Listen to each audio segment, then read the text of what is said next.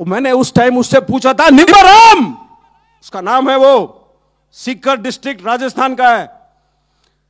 मैं बोला, निम्बराम क्या हाल है तेरे?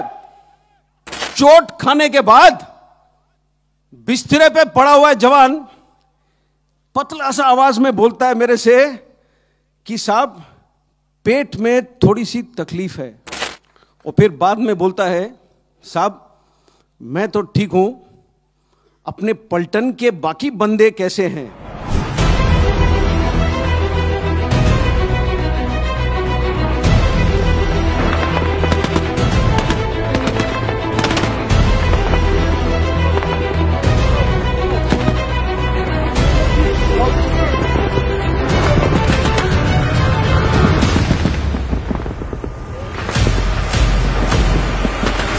जब हमारा बंदा अस्पताल ले जाया गया हेलीकॉप्टर के अंदर, उसके पेट के अंदर के हिस्से, जो स्टमक है, जो इंटेस्टाइन है, वो पॉलीथीन बैग में साथ डाला गया।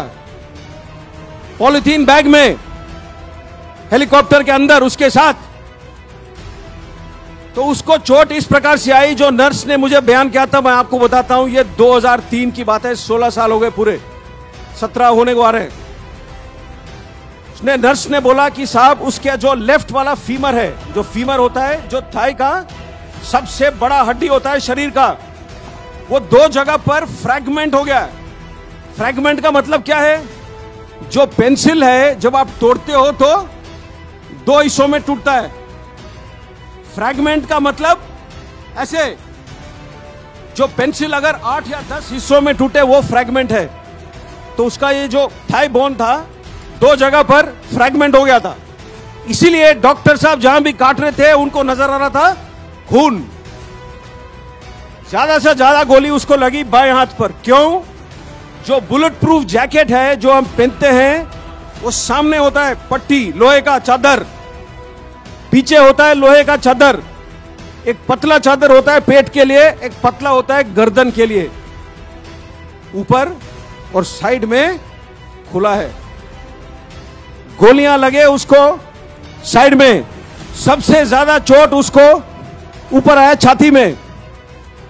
जब पैर में गोली लगा होगा तो वो गिरा है।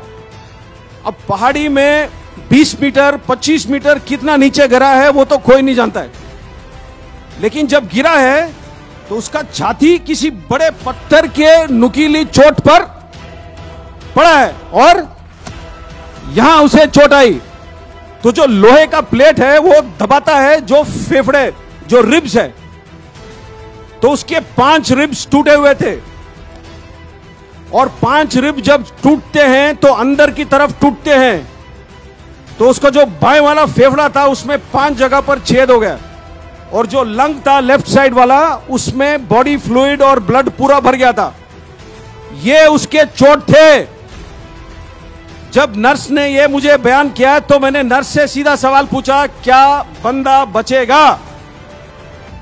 और जैसे डॉक्टर साहब लोग आमतौर पर होते हैं, ये नर्स ने बोला, सर मैं नहीं जानती हूं। तो हम लोग जो वर्दी पहनते हैं, थोड़े, मैं बोला ना, दिल से करते हैं हम काम, दिल से। तो मैंने अपने सोच में मुझे यह लगा कि अगर मैं उससे बात कर सकता हूं 1 सेकेंड, तो हमारे जो 1000 जवान हैं उनका जो मन का शक्ति है, जो दिल का शक्ति है, वो मैं उस तक भेजूं टेलीफोन के थ्रू। मैंने नर्स को पूछा, क्या मैं बात कर सकता हूं उससे? तो उसने बोला कि साहब 6 दिन हुए, इसने आज तक बात नहीं कही है। इसकी आंखें खुले तो है, लेकिन ये क्या सुन सकता है, क्या महसूस कर सकता है, क्या बोल सकता है, मैं नहीं जानती हूं। मैंने फिर भी बोला कि आप फोन का जो हैंडसेट है उसके पास रख सकते हो? तो उसने बोला हां। तो उसने फोन उसके हैंडसेट उसके कान के पास रखा, और मैंने उस टाइम उससे पूछा था, निम्बराम उसका नाम है, वो सीकर डिस्ट्रिक्ट राजस्थान का है। बोला, निम्बराम क्या हाल है तेरे? 15 या 20 सेकंड गुजरे, कोई जवाब नहीं है।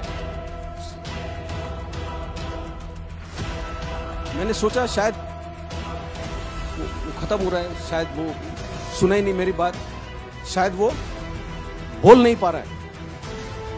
मैं फोन रखने वाला ही था अपनी तरफ से, क्यों उस टाइम तक मेरा दिल पूरा ही टूट चुका था। फोन मैं रखने वाला ही था, एक बिल्कुल पतली सी आवाज में जवाब आया। इतना चोट खाने के बाद बिस्तरे पे पड़ा हुआ है जवान पतला सा आवाज में बोलता है मेरे से कि साहब पेट में थोड़ी सी तकलीफ है, और फिर बाद में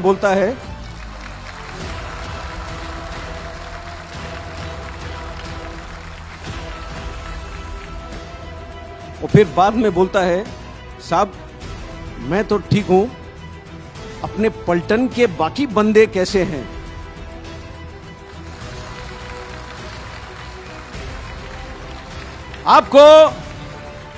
आपको कहानी सुनना है तो कहानी ऐसे सुनो, कहानी सुनाना है तो कहानी ऐसे सुनाओ।